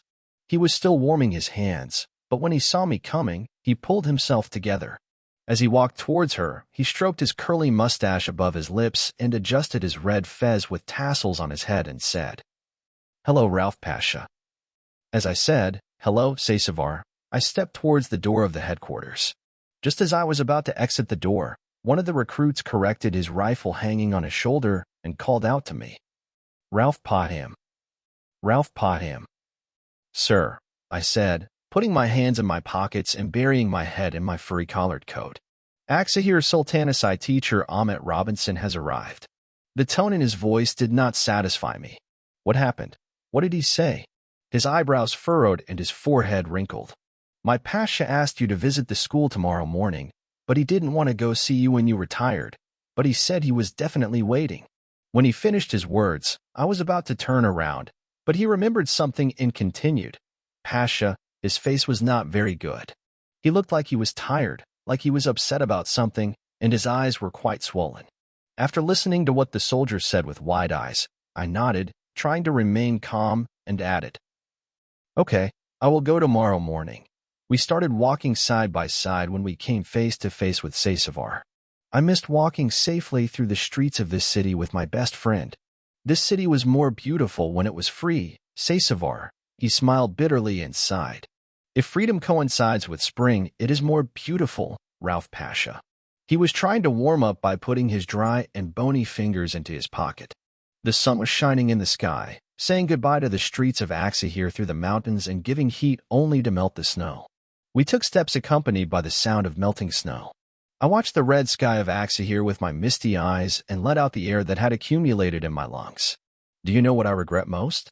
My eyes filled with tears as I swallowed hard, saying goodbye to this city. Sesavar asked with a grimace while looking at me meaningfully. "Saying goodbye? Pasha, what do you say? What does your mouth say?" Clasping my lower lip and upper lip together, I turned my troubled gaze to my boots crushing the hardening snow. "Yes, Sesavar, to say goodbye. Once the war is over, I will go to Thessaloniki." "What will you do, Pasha, in Thessaloniki? Didn't you say, I don't want to die anywhere other than Aksahir?" Frowning my eyebrows mockingly. "Who said I would die there, Sesavar? And you killed us and put us in the grave, huh?" I said, laughing out loud. While her cheeks were turning red, she licked her lips shyly. No, Ralph Pasha, I didn't mean that. how much you love this city. Stop, stop, I'm joking, Sasevar. The situation is different from what you know. I read Irva's letter that you brought to me the other day. Irva was in Thessaloniki. He intervened with his eyes widening. Is he in Thessaloniki right now? Yes, he was in Thessaloniki. He wrote to me in his letter and said, "Come here, we will continue our life with you here." While we were desperately silent, not much noise could be heard other than our breathing and the fluttering of the snow as it melted. This news made me very sad, Ralph Pasha, but it is our duty to support you in a decision that makes you happy. We'll see each other often again, right, Pasha? I patted his back while frowning. I guess I'll see you later, Sasevar. So what? Am I going to delete you from my life while leaving you behind? Sometimes you're ridiculous, huh? While looking at each other with bitter smiles, we were walking arm in arm on the increasingly dark streets of Aksahir. Love is such a strange feeling, Ralph Pasha, especially in the midst of war. It's like dreaming of the impossibility. You are dying to meet him, but you doubt your life. But despite everything, you love him madly. This is what love should be, my Pasha. Love should not be underestimated. Love should not be seen as something simple. On the contrary, in this war full of pain and brutality, one should look at his smiling face and stay away from grief, even for a short time. As he spoke, his misty eyes looked far away, and his lips smiled helplessly. My hand reached into my cigarette case in my inner pocket. I took out 2 cigarettes and handed one to Sasevar. Sasevar, who tried not to buy it every time, this time took one of the cigarettes without any objection and placed it between her dry lips. While putting the plate in my pocket, I lit his cigarette with my lighter. I breathed the smoke out as I inhaled it into my lungs. You smoked too much during this war, Ralph, I thought to myself. Is your love of war too? Her cheeks turned red as she looked away from me. While blowing out the smoke from his cigarette, he said, Yes. Yes, my Pasha, it is a love affair left over from the war. I tried to look at his face as he tried to avoid me with his flashing eyes. Of course you will meet too. Was her name Maypear? Yes, Ralph Pasha, Maypear. I smiled as I pushed my wire-rimmed glasses, which were fogging up as I breathed, onto my nose. Free days are near, gloomy clouds are dispersing, I said as our steps accelerated. As he was returning from the wall of the Grand Mosque, he was looking at me with curious eyes, one of his eyebrows raised. What happened, Sasevar? Something came to my mind, Pasha. I frowned suspiciously as I took a deep breath. What is on your mind? Well, my Pasha. What will happen to the Committee of Union and Progress? That is, will you continue on its political side after the war is over? As I took strong breaths, my chest swelled as much as possible. My thoughtful eyes wandered around the bay windows of Aksahir houses for a while. Actually, no. Sasevar was listening to me with excited eyes while stroking his curvy mustache. I know. I have a love of politics inside me that always restrains me. I have a revolutionary heart and a nationalist vein, but I made a promise to Irva. From now on, after this war, I will spend my time with Irva while devoting myself only to my novels. When I thought of Irva, a sweet smile spread on my lips again. Sasevar released her strong breaths as she bent her absent-minded gaze forward. Do you have a chance to come to Aksahir, Pasha? I nodded, curling my bottom lip outwards. No. I don't know, Sasevar. Everything depends on Irva. When I finished my words, I was touched while watching the narrow, colorful, and cheerful streets of Aksahir. Because we really wanted to be with you in a freer Aksahir when the war ended, Pasha, he said and fell silent, the tone of his voice gradually lowering. But good health, Ralph Pasha. One should live whatever makes a person happy. Anything else will make a person experience hell on earth. As I patted him on the shoulder in a friendly manner, it was time for us to leave.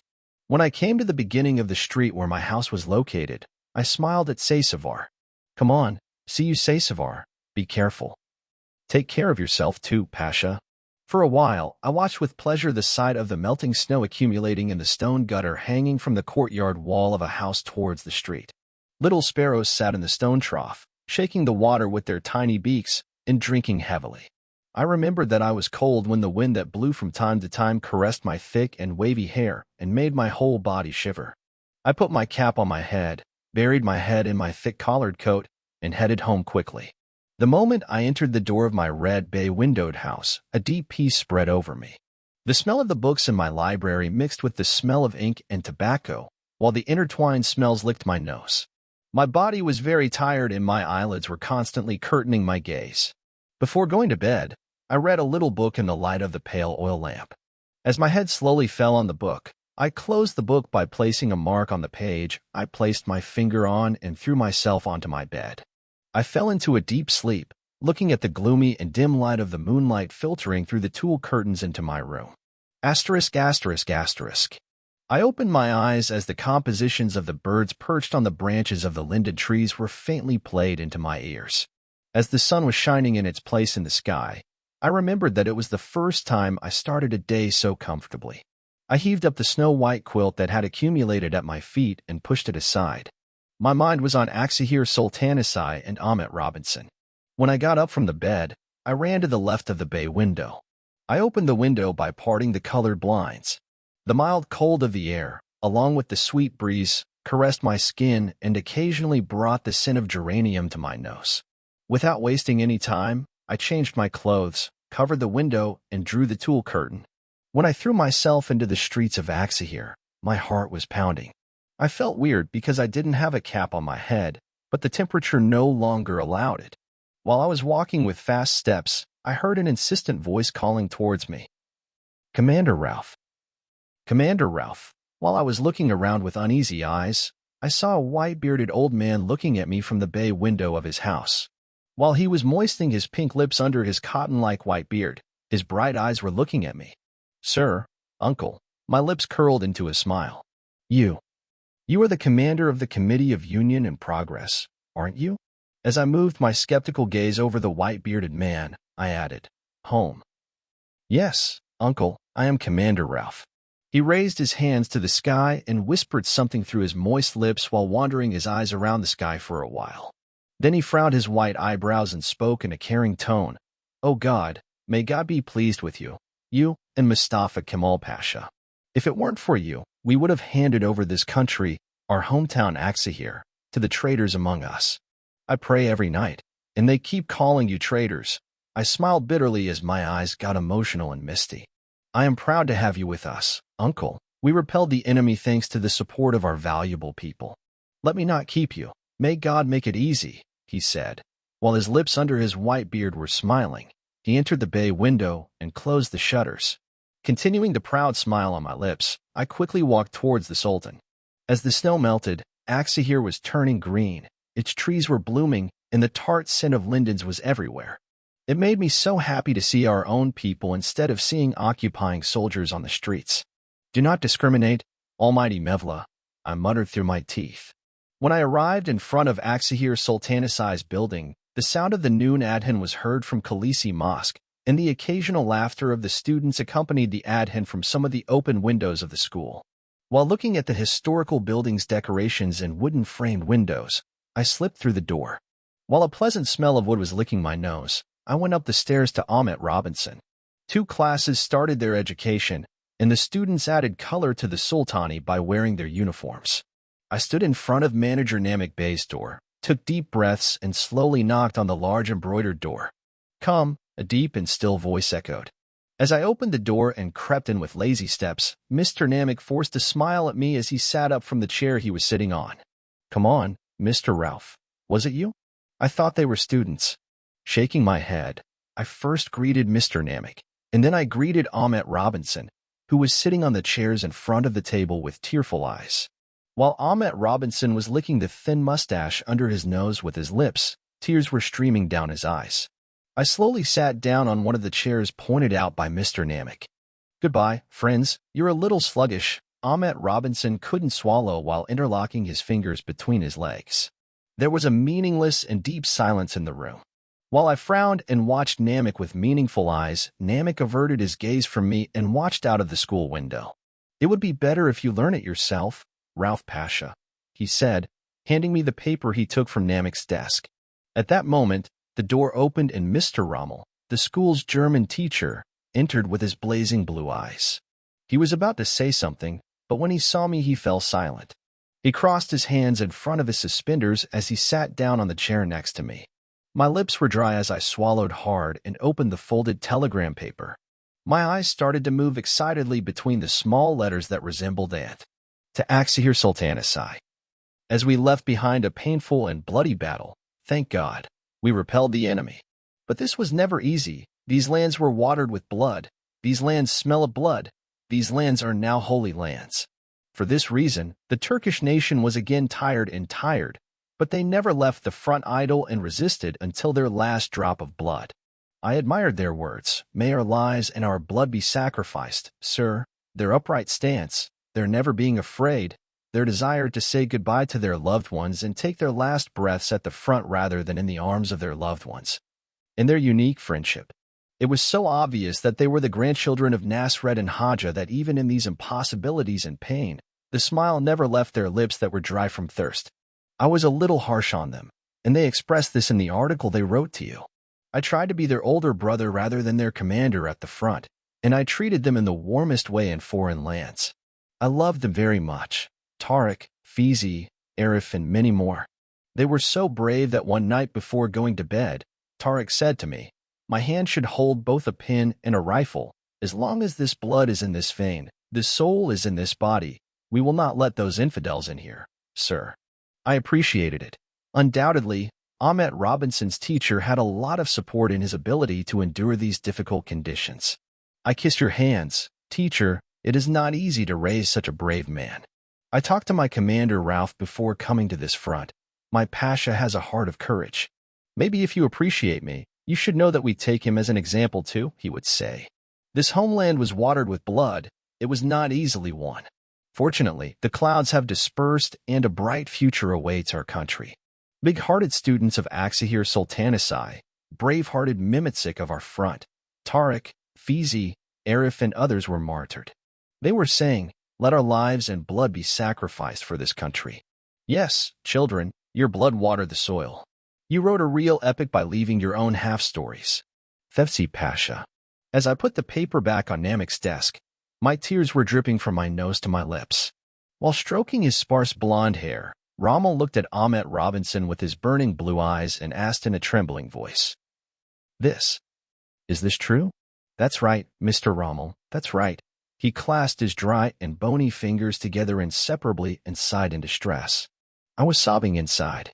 I stood up from the chair I was sitting on while wiping my tears with the square embroidered handkerchief I took out of my pocket.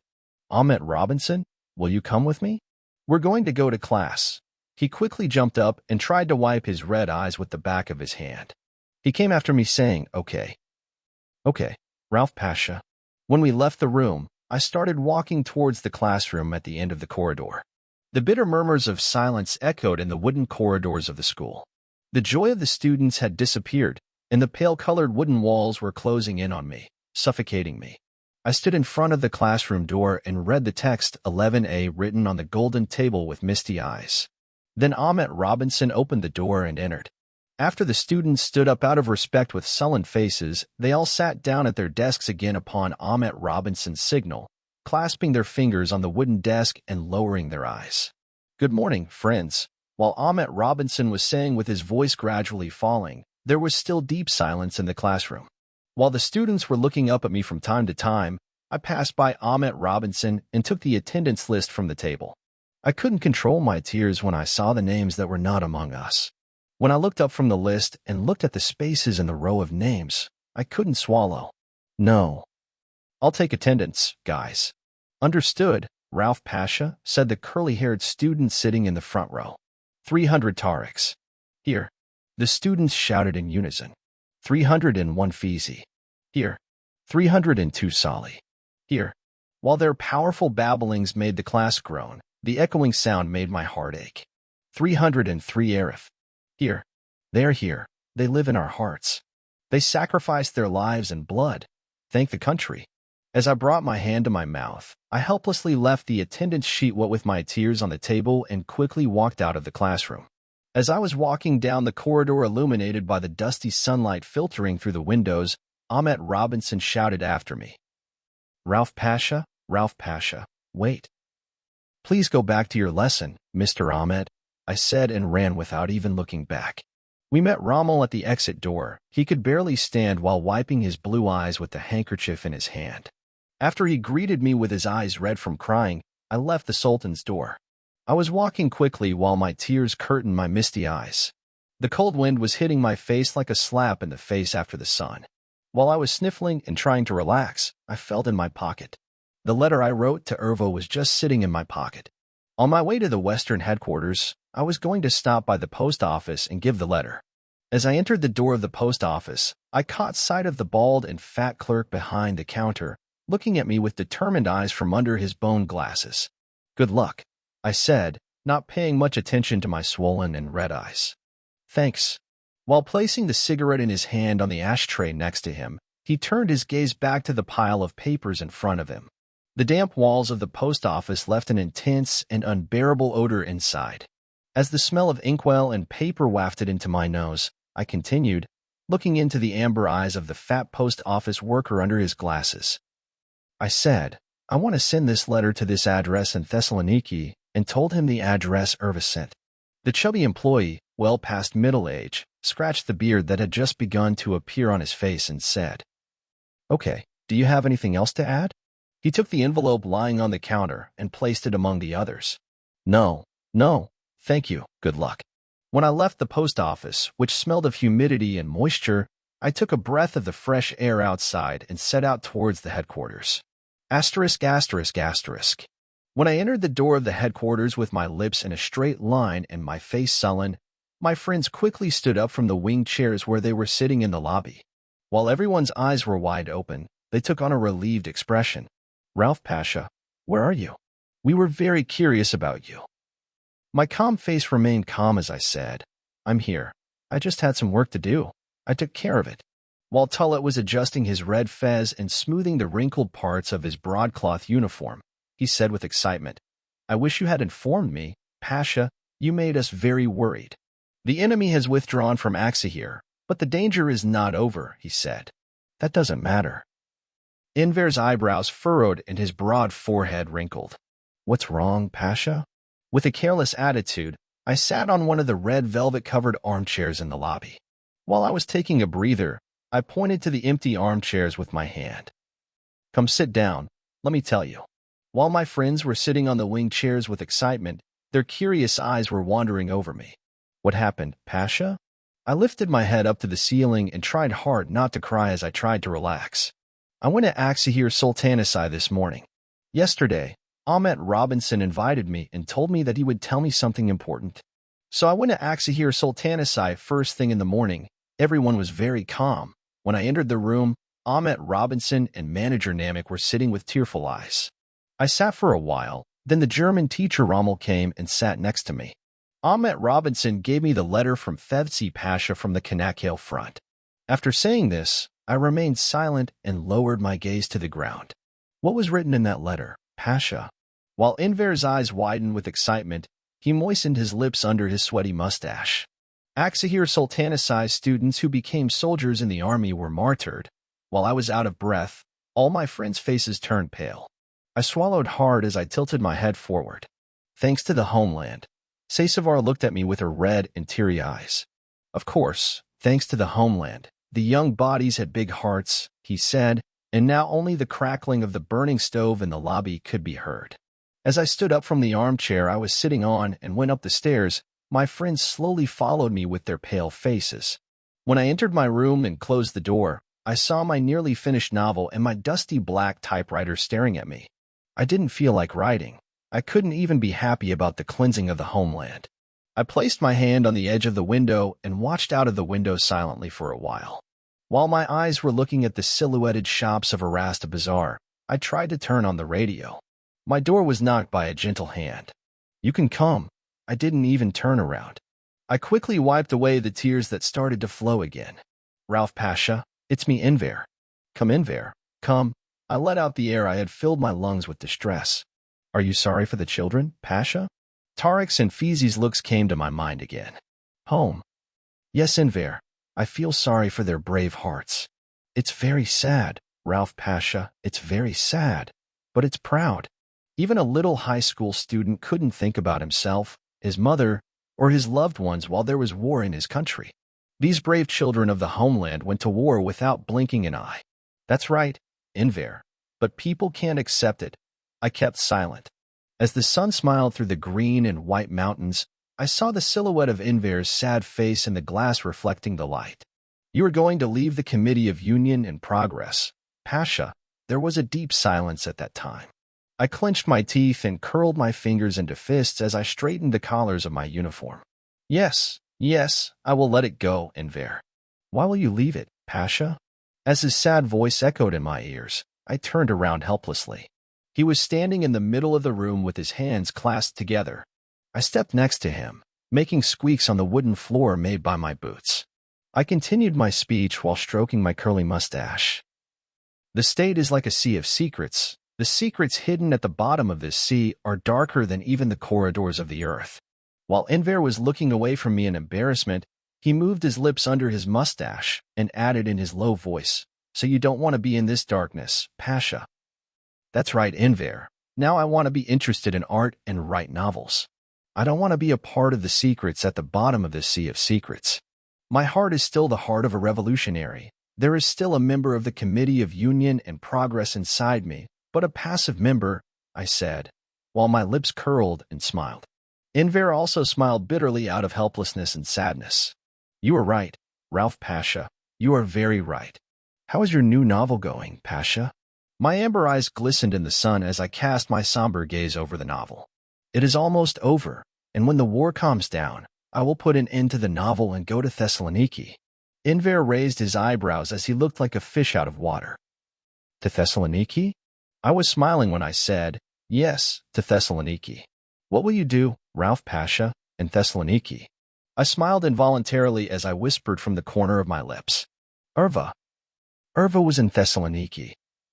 Have you learned where Erva Hanım is, Pasha? Yes, Enver said this in his last letter. I will go to Thessaloniki from now on. While she moisturized her lips, which were dry from tension, her cheeks turned red and her eyes watered. What a nice feeling, Pasha, to have someone waiting for you after these bad days. I hope your love will be the light of your heart for a lifetime. Enver looked away from me with his misty eyes. What kind of words are that, Enver? Behind a brave-hearted soldier like you, there is the mountainous commander Rauf, and even if he is a martyr, you still have friends who you are sure love you. This promise did not happen now. I had a very bad father, Rauf Pasha. I saw all the cruelty and evil from him, but he had only one good side. The only good thing about a bad father is that he teaches you to be a good father. My father also taught me how to be a good father, he said, covering his face with his palms and sobbing inwardly. I am always your father, Enver, your spiritual father, your older brother. Please don't do this. I'm sorry. I'm really sorry. It's an intense outburst of emotion after a heavy war, Rauf Pasha. He forced a smile while wiping his tears. Taking his chin in my hands, I caressed his head, hugged him, ignoring his tobacco-smelling breath. Then, as if he didn't want to disturb me, he slipped out of my arms and left the room, wiping his eyes. As I desperately returned to my desk, I felt my heart and soul being squeezed. With misty eyes, I took my typewriter in front of me and completed the lines I had been planning for months, but the novel was still continuing. When I lifted up the paper, I felt my eyes hurt and my fingertips went numb. While I was leaning back on the chair and trying to relax, I was startled by a loud sound hitting the glass. As I sat up in fear, I looked out the window. While the branches of the trees on the roadside were shaking as if they were breaking, the red-tiled roofs of the houses were almost ready to fly away. While the dust raised by the wind was blowing in the air, a gray-orange color dominated Aksahir. Stones flying from the ground were hitting the windows. This bitter wind, which visits Aksahir every spring, knocked on our door again. While the wind was blowing with all its strength, whistling sounds were echoing on the walls of the building. As the evening approached, I quickly grabbed my coat and cap from the hanger and got ready. The thin glass was shaking as the wooden sills hit the glass. As the wind accelerated, the sounds heard increased, and it became more difficult to see. I slipped out of my room and hurried down the stairs, greeting my friends. Friends, good evening. I am going home now, but there is no problem, right? Saysavar, freed from her fez and straightening her wavy hair, spoke. No, Rauf Pasha, good evening to you. I put my hands in the pockets of my cashmere coat and headed home quickly. The wind was seeping under my coat, making my whole body shiver. He even moved my cap and shook my hair, As I was heading towards my house, the wind blowing against me was pushing and dragging me, making my steps difficult. I felt relieved when I saw my house with its red bay window at the end of the narrow and crushed stone street. Red tiles flying from the roofs with the force of the wind were scattered randomly on the street. I hurriedly threw myself inside. After taking off my cashmere coat and cap, I quickly climbed the stairs. After throwing wood into the fireplace and lighting it, I changed my clothes. The night was already half over. The wind blowing outside was getting stronger, and the dried branches of the tree that had just started to bloom were hitting the bay window. I slowly threw myself onto my bed, my eyelids curtaining my gaze. While the crackling and sweet red of the fire coming from the fireplace hit my face, it was accompanied by the gloomy moonlight filtering through the tulle curtain. I closed my eyes and was about to fall asleep when I heard clicking sounds. Considering the strength of the wind and my tiredness, I continued to lie down without even opening my eyes. Just as I pulled the covers over me and lay down on the bed, the sound got louder and a pair of hands wrapped around my throat. When my breath suddenly stopped, I opened my eyes in fear. A tall Greek soldier with blonde hair and blue eyes was squeezing my throat. While he was trying to hit his hand, saying, "Stop. Stop. Stop," he was squeezing it harder each time. As the tumult of the orange fire from the fireplace reflected in her bright blue eyes, it brought a bitter smile to her pink lips. "You will die, Ralph. You have no escape now. You will die." I tried to sit up while the pain was in my throat. The sweat flowing from my neck wetted my back. While his face looked like a silhouette, he was thrusting into my throat with all his strength. I stuck my tongue out and retched hard. His tobacco-smelling breath made me sick. While my face was red and my eyes were watering, I took the glass cup from the nightstand and put it on his head. The cold was pouring in from the door of the house. I was trying to collect myself by taking strong breaths as I turned to him indifferently. He collapsed to the ground covered in blood. While I was chanting, "R.A. Ralph, you are going to die," I fired the revolver I took out of my drawer, one after the other, on him. As the smell of blood mixed with the smell of gunpowder, I looked at his face with hatred. When I looked through the dirty oval mirror, my throat was bruised, almost black. Dirty and thick blood splashed on me as I kicked the lifeless body of the Greek soldier. While I was about to drink a glass of water to calm my anxiety, I sat up from my bed, drenched in sweat. My eyes quickly scanned my side, but there were neither Greek soldiers nor the blood of Greek soldiers. I had a terrible nightmare. After checking my throat, I stood up, lifting the snow-white sheet at my feet. While the sun was shining in the sky, the tart scent emanating from the linden trees was mixing with the scent of geranium coming from the depths of the steppe. I stepped towards my closet with my eyes burning brightly. I pulled my suitcase aside and swallowed hard. I quickly opened my closet and stuffed all my clothes into the pale suitcase in front of me. While I was quickly throwing my belongings towards the suitcase, a note paper flew out from under my cashmere scarf, which I wore every time I went to Erva. While I was putting the cashmere scarf on the suitcase, I bent down on my knees and picked up the tightly folded note paper from the floor. My fingers parting the paper were shaking. My eyes quickly began to read the dried and faded ink on the paper. "See this note as late as possible, okay? Because I'm leaving this note inside that fragrant cashmere scarf without your knowledge." While writing this note, the pain of my heart, the moisture of my tears, and the desperation of my lips passed through the lines. I could never love war, Ralph. It always took me away from my loved ones. Just like from you. Pain penetrated my heart. Despair became a part of my life. But suddenly you appeared before me, as if you were giving hope to Erva, as if you were wiping Erva's tears. "I'm leaving, Ralph. I'll go far away, but I have no doubt that I will always be in your heart. My heart cannot stand the war. My heart cannot bear the fire that burns and grows on my country. I will miss you more than anything and anyone. I know how much you love Axa, but I will be waiting for you wherever I go. See this note as soon as possible, okay? Will you see when the war ends and spring comes to my country, when the trees bloom, when the scent of geranium and linden fills the streets of Axa, when the smell of blood disappears from the soil and the smell of gunpowder dissipates? Be sure of this. I love you, now and in the future. Erva." These lines squeezed my soul again as I sat helplessly on the edge of my bed with messy sheets. While sobbing and taking deep breaths, I watched out of my window with the shutters wide open. He had announced that he was going, but I could not see him. It was exactly as you said. "Erva, look." When the flowers bloomed and the scent of linden and geranium surrounded the streets of Axahir, when the smell of blood disappeared and the smell of gunpowder dissipated, I saw your note, I thought with distress. I closed the suitcase with difficulty as I folded the paper and put it on top of my overstuffed suitcase. I closed the door of my empty closet with misty eyes. As my bare and strong feet pounded the wooden floor, I stood in front of the middling library at the corner of my house. My hand reached for the crime and punishment novel that Irva gave me, which was at the top, and I put it in my other bag while blowing on the dust on its shiny black cover. Then, with a quick hand move, I emptied the entire library. My eyes filled with tears as I closed my suitcase containing my books. I looked with tearful eyes at my gradually dying fireplace from last night, my faded shutters, and the table where I drank my rabbit blood tea and wrote my novel. As the dusty bunch of lights filtering through the tulle curtains hit the very center of my house, I sat up from the end of my bed without sitting down any further. I took my suitcases and typewriter and went downstairs quickly. The wind that was blowing last night had calmed down and turned the area into a war zone. As I descended the wooden steps, I remembered that it was the last time I walked down these steps and set foot in this lobby for the last time. The dim light was shining into the stairwell of my house from the small window on the edge of the wooden door. As I looked at myself in the mirror right behind the armchair, I saw that my under eyes were bruised and my wavy hair parted in the middle was turning white in places. A smile came to my lips as I adjusted the collar of my uniform. As I pulled up my trousers, the wide legs of which were squeezed by my boots, I felt a gap in my waist.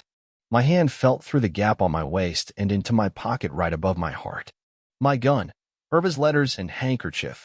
I went upstairs with confused eyes and opened the drawer of the bedside table. I quickly took my metal-handled revolver, Irva's gauze handkerchief, and the letters, and hugged them like a mother reunited with her babies. Without wasting any time, I looked around my room one last time, quickly went down the steps, grabbed my belongings, and slipped out the door. While the heat of the sun was licking my skin from below, I grimaced with the sunlight hitting my face. As the lock sounds echoed on the door of my house, I knew that maybe I had locked this door for the last time. I went down the stone steps and looked around my house with its red bay window. From now on, Commander Ralph's house will be filled with deep silence, I whispered. I put my belongings in the car that resembled a pile of scrap in front of the door and sat helplessly behind the wheel. When I started the car, I moved forward by gently touching the gas pedal under my foot, while the fumes from the exhaust surrounded the crushed stone street. As we got to the end of the street, the house got smaller and smaller. While my fingers were tightly wrapped around the steering wheel, the tears flowing from my eyes were dripping from the tip of my nose onto my faded trousers. The scrap car made a clanking noise and proceeded through the crushed stone streets of Axahir. *****. When my car stopped in front of Garp Hotel, its engine stalled. Without making any change, I got out of the car, grabbed my belongings, and walked into the garden. While marble tables and wire chairs surrounded the garden, the building with a pale blue facade was shining with all its beauty. As I walked in, dragging the heavy suitcases in my hands and opening the white door of the building, a pleasant smell hit my nose. In the hotel lobby, nothing could be heard other than the sound of ticking clocks. "Welcome, sir," whispered the tall man with short hair sitting behind the information desk. "Nice?" "I found it nice. Do you have a spare room?" I was scanning the building with my gaze, trying to force a smile. "Yes, we even have one last room," he said. As my eyes rolled out of their sockets and the wartime was just settling down, I wanted to ask where this crowd was coming from, but I couldn't. As I shook my head helplessly, I tried to hold my typewriter and its bag tighter.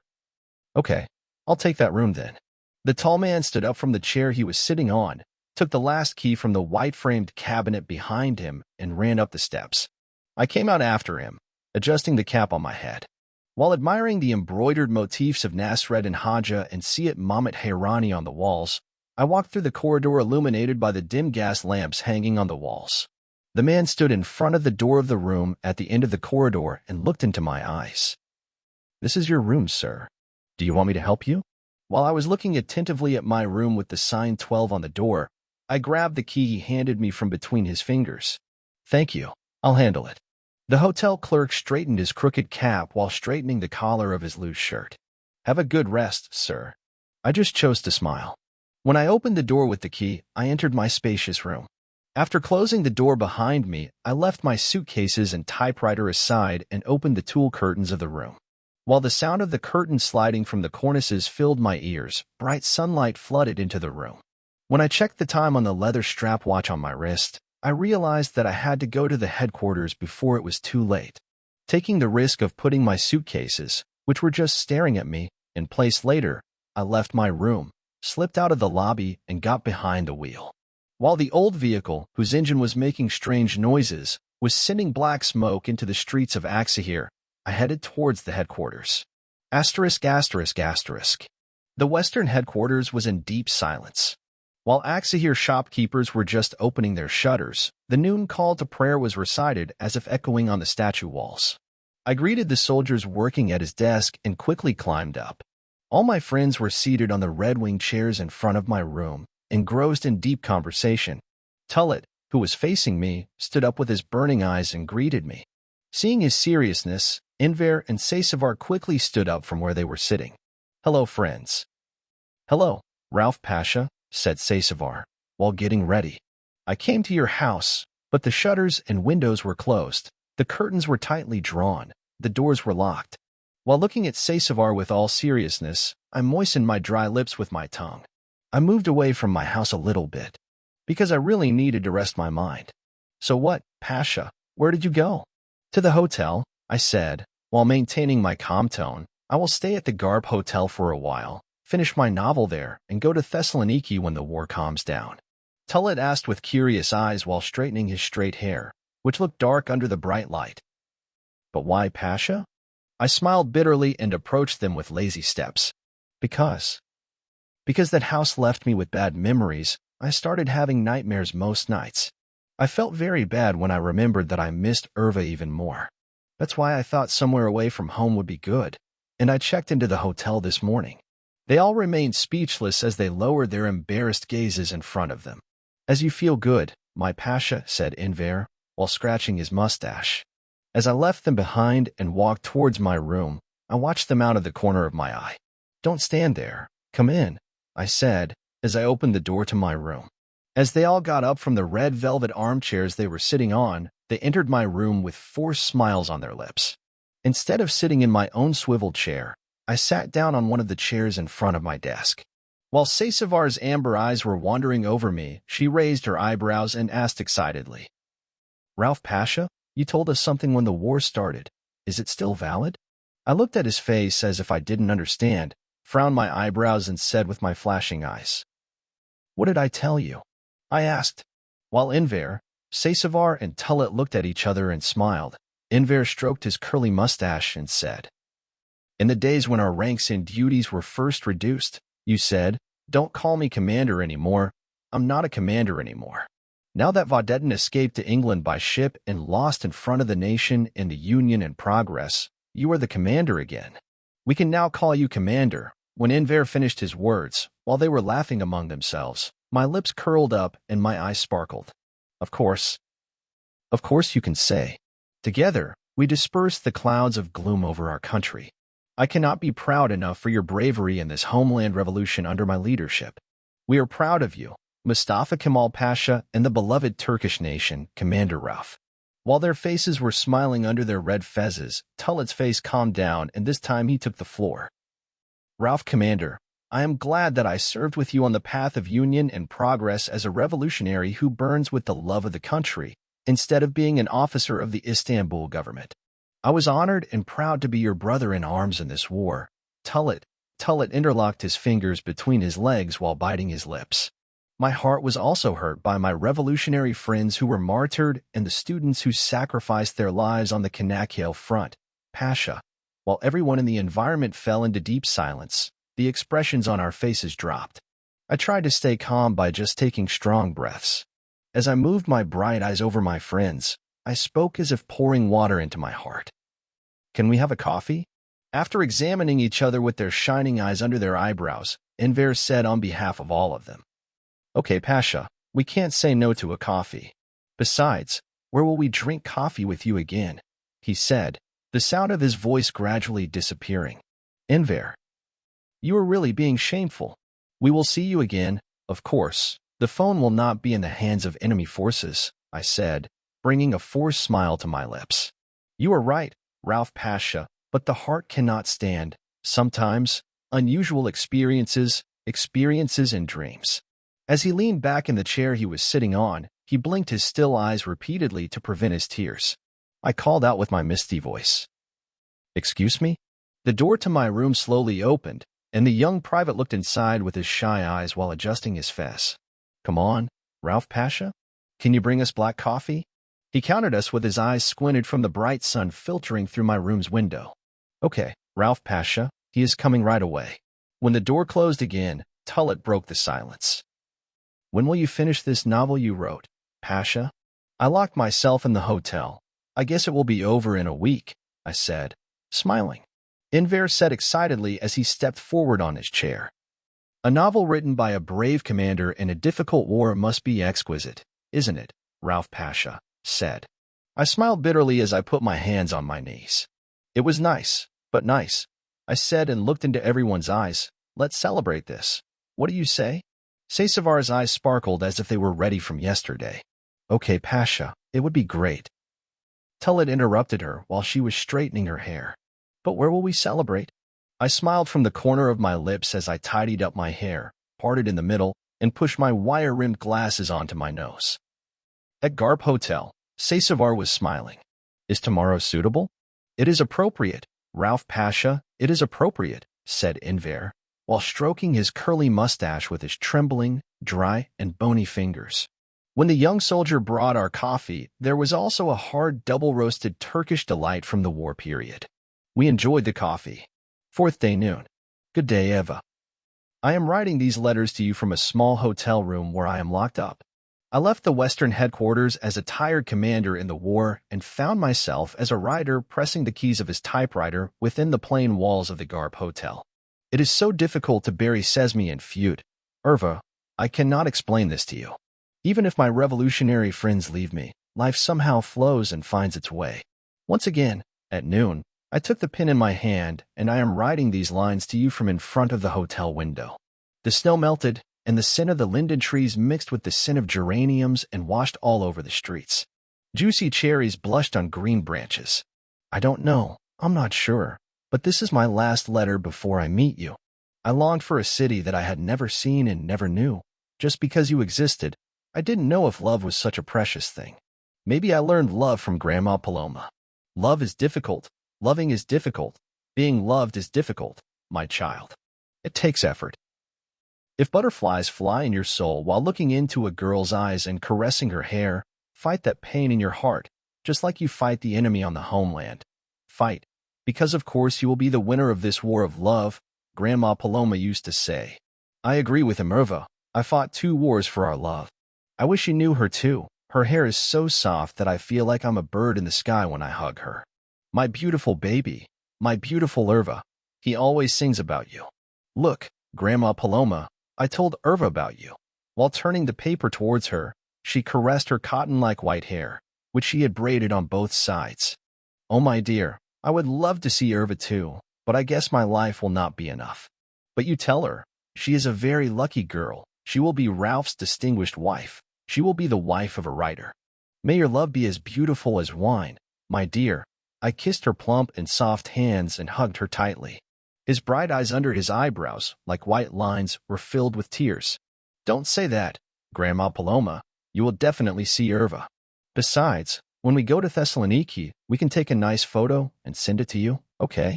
He cleaned my parted hair from my forehead and placed a kiss on my forehead with his moist lips. I guess I'll wait. I'll keep it in the best possible way, she said, her voice trembling. I regained my belief in love with Grandma Paloma. Because if he spends his time waiting in this hotel for a dead wife, just because he has a memory and he will come, love is not a simple pleasure carried by the body, but hoping for the despair that is engraved in his soul. She was smiling so beautifully that the fact that she had experienced pain made even the smile on her lips more beautiful. She hung her husband's uniform and her own tulle dress side by side, constantly caressing them with tearful eyes, and she was getting emotional. I took him away from his stress and sadness a little, but I know that he would neither give up on loving nor this hopeless waiting. I will tell Eva about you too. I'm sure she will love you too. He took my face in his palm with his chubby and trembling hands, caressed my stringy hair, and looked into my eyes. May the sparkle in your eyes never go away. May Erva always take the most beautiful place on the edge of your beautiful heart. Love is a beautiful emotion. Missing is a beautiful emotion. It makes a person beautiful and special, but only when it is mutual. I swallowed hard as I breathed the lavender scent from her hair into my lungs. The tears flowing from my eyes soaked her cream-colored sweater drop by drop.